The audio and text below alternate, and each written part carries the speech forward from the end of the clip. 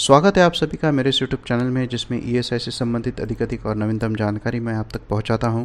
मेरी वेबसाइट भी है जहां पे ईएसआई से संबंधित वीडियोस, प्रोसीजरल पार्ट्स, नए सर्कुलर्स, ये सब चीज़ें आप देख सकते हो, ब्लॉग पोस्ट पढ़ सकते हो, अपने कमेंट्स और विचार भी शेयर कर सकते हो। वेबसाइट का एड्रेस आप देख सकते हो। टेलीग्राम, व्हाट्सएप पर और फेसबुक पर भी मैं अवेलेबल हूँ। आपको कोई भी डाउट है या अधिक जानकारी अगर चाहिए तो आप मुझसे जुड़ सकते हैं। आज का video return filing date extended और ESIC to be made applicable all over India, इन दो चीज़ों के बारे में है। इसमें हम देखेंगे कि ESIC के रिटर्न्स क्या होते हैं, कब फाइल करने होते हैं, उसमें क्या जानकारी होती है और ये डेट कहाँ तक एक्सटेंड की गई है। और दूसरा पार्ट ये है कि सोशल सिक्योरिटी कोड जो जल्द ही इम्प्लीमेंट करने के बारे में लेबर मिनिस्ट्री सोच रही है, उसके अंतर्गत ESI एक्ट के जो प्रावधान है वो पूरे भारतवर्ष में लागू हो जाएंगे, उसके बारे में है। शुरू करते हैं आज के इस वीडियो से। ESIC के रिटर्न्स क्या होते हैं। ESIC एक्ट में दो कंट्रीब्यूशन पीरियड्स डिफाइन किए हुए हैं। कंट्रीब्यूशन पीरियड 6 महीने के दो स्लॉट से, अप्रैल से लेकर सितंबर तक और अक्टूबर से लेकर मार्च तक। तो जैसे अप्रैल से सितंबर का कंट्रीब्यूशन पीरियड ख़त्म हो गया तो इस पीरियड के रिटर्न्स सबमिट करने की जो तारीख है वो 11 नवंबर तक होती है, और कंट्रीब्यूशन पीरियड अक्टूबर से लेकर मार्च तक अगर है तो उस संबंधित रिटर्न्स सबमिट करने की अंतिम तिथि 12 मई तक होती है। हर महीने ESIC को नियोक्ता जो कंट्रीब्यूशन पे करते हैं उसी में ये रिटर्न जनरेट होते रहते हैं और सबमिट होते रहते हैं। लेकिन किसी नियोक्ता ने अगर बीच में से किसी भी महीने का योगदान अगर नहीं भरा है तो कंट्रीब्यूशन पीरियड ख़त्म होने के बाद भी 42 दिनों तक वो पुराने कुछ महीनों का भी योगदान भर सकता है। जैसे 10 नवंबर तारीख है और 10 नवंबर में उसको याद आता है कि मैंने मई महीने का कंट्रीब्यूशन भरना छोड़ दिया है, तो वो नवंबर में मई महीने का भी कंट्रीब्यूशन भर सकता है। लेकिन 12 नवंबर के आगे अप्रैल से लेकर सितंबर तक के पीरियड का या उसके पीछे वाले किसी भी पीरियड का योगदान और उसका कोई विवरण नियोक्ता ESIC के पोर्टल पर नहीं भर सकता। उसी तरह अक्टूबर से लेकर मार्च तक के पीरियड का विवरण और योगदान के डिटेल्स नियोक्ता 12 मई के बाद नहीं भर सकता। तो कंट्रीब्यूशन पीरियड ख़त्म होने के 42 दिन के भीतर उससे संबंधित जो भी जानकारी है वो सबमिट करनी होती है। वो अगर एक बार वो तारीख टल गई तो उसके बाद पुराने पीरियड का कोई भी रिकॉर्ड नियोक्ता अपडेट नहीं कर सकता, उससे संबंधित कोई भी जानकारी ESIC को सबमिट नहीं कर सकता। ये सिस्टम ऑनलाइन है और इसको बड़ा स्ट्रिक्टली फॉलो किया जाता है क्योंकि उससे कर्मचारियों को जो हित लाभ मिलता है उसका संबंध है। तो हम देखते हैं इसका क्या इंपॉर्टेंस है। तो कंट्रीब्यूशन पीरियड में जो भी कंट्रीब्यूशन नियोक्ता भरता है उसके आधार पे उस नियोक्ता के कर्मचारी किसी भी हित लाभ के लिए एलिजिबल होते हैं। किसी एम्प्लॉयर ने अगर कंट्रीब्यूशन नहीं भरा या रिटर्न्स नहीं फाइल किए तो उसके कर्मचारी हित लाभ से वंचित हो जाते हैं, वो पात्र नहीं रहते हित लाभ के लिए। तो इसलिए कंट्रीब्यूशन टाइमली फाइल करना इम्पॉर्टेंट है। उससे संबंधित कंसेप्ट हम देखेंगे कि बेनिफिट पीरियड होता है। कंट्रीब्यूशन पीरियड अप्रैल से लेकर सितंबर तक के कंट्रीब्यूशन के आधार पे कर्मचारियों को जनवरी से लेकर जून तक हित लाभ मिलते हैं, और नियोक्ता जो अंशदान या कंट्रीब्यूशन अक्टूबर से लेकर मार्च के पीरियड में भरता है उसके आधार पे जुलाई से लेकर दिसंबर तक के महीनों में कर्मचारियों को हित लाभ मिलते हैं। सिर्फ कंट्रीब्यूशन भरना सफिशिएंट नहीं है, अलग अलग हित लाभों के लिए पात्र होने के लिए अलग अलग पात्रता और शर्तें रखी गई है। वो आप बेनिफिट से संबंधित जो भी जानकारी इस YouTube चैनल पे है उसमें जाकर देख सकते हैं। तो ESIC से 1 जनवरी को जो सर्कुलर रिलीज हुआ है उसमें वन टाइम रिलैक्सेशन ग्रांट किया गया है।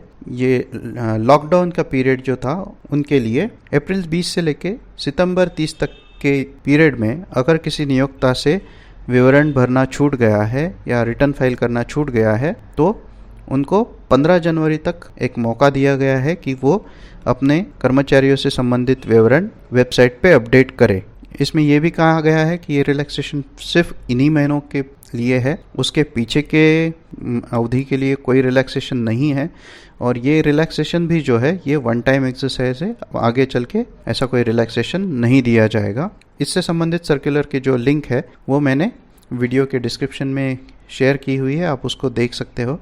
साथ में ये भी बताना आपको ज़रूरी है कि किसी नियोक्ता ने या किसी नियोक्ता के पास अगर पैसे भरने के लिए पैसे नहीं है, फाइनेंशियल प्रॉब्लम्स है, वो भी रिटर्न फाइल कर सकता है। पेमेंट पार्ट वो पेंडिंग रख सकता है। इससे ये हो जाएगा कि कम से कम उसके जो कर्मचारी है उनका नुकसान नहीं होगा। रिटर्न फाइल ना करना और कंट्रीब्यूशन ना पे करना दोनों ही गुनाह है, लेकिन आपके पास अगर एम्प्लॉय थे उस पीरियड में और उनको आपने कुछ दिन काम पे रखा हुआ है तो इसका विवरण जब आप वेबसाइट पे डाल देंगे तो एक चालान जनरेट होता है। चालान जनरेट होने के बाद जो अमाउंट आपको पे करनी है वो आप फाइनेंशियल प्रॉब्लम की वजह से बाद में भर दीजिए, लेकिन एम्प्लॉयज़ के वेजेस, उन्होंने कितने दिन काम किया, ये सब डिटेल्स कंप्यूटर में डाल के चालान जनरेट कर लीजिए। उससे ये होगा कि कर्मचारियों को हित लाभ मिलने में आसानी होगी, क्योंकि अप्रैल से लेके सितंबर एंड तक का जो पीरियड है उसके आधार पे 1 जनवरी से लेके 30 जून तक आपके कर्मचारियों को बेनिफिट मिलने वाला है। आपने अगर वो अपडेट नहीं किया तो किसी भी कर्मचारियों को हित लाभ नहीं मिल पाएगा। और एम्प्लॉयर अगर कोई भी चालान अनपेड छोड़ देता है या पे नहीं कर पाता है तो उससे रिलेटेड रिकवरी की प्रोसेस अलग है। वो ESIC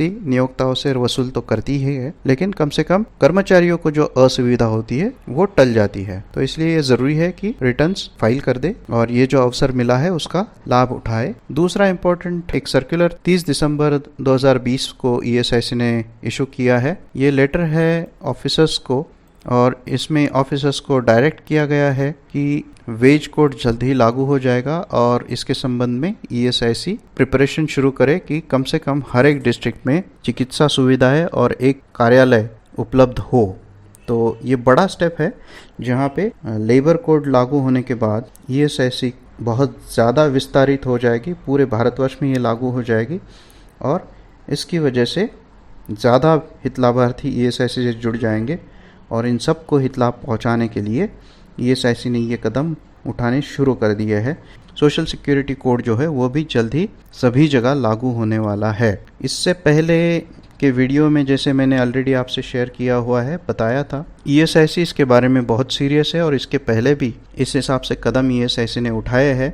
ESIC ने नेशनल हेल्थ अथॉरिटी के साथ टाई अप किया हुआ है और जहां पर ESIC की चिकित्सा सुविधाएं उपलब्ध नहीं है वहां पर प्रधानमंत्री जन आरोग्य योजना के जो अस्पताल टाई अप किए गए हैं वहां पर भी ESIC के लाभार्थी चिकित्सा सुविधाओं का लाभ उठा पाएंगे। इस तरह का प्रबंध ESIC ने किया है। तो हम सोच सकते हैं कि ESIC प्रोएक्टिवली इन कामों में आगे बढ़ रही है और आगे चल के अपना विस्तार बढ़ाने के बारे में इस पे मंथन शुरू हो चुका है। इसके बारे में और कुछ अगर डेवलपमेंट होता है तो मैं ज़रूर वीडियो के ज़रिए आप तक पहुंचाऊंगा।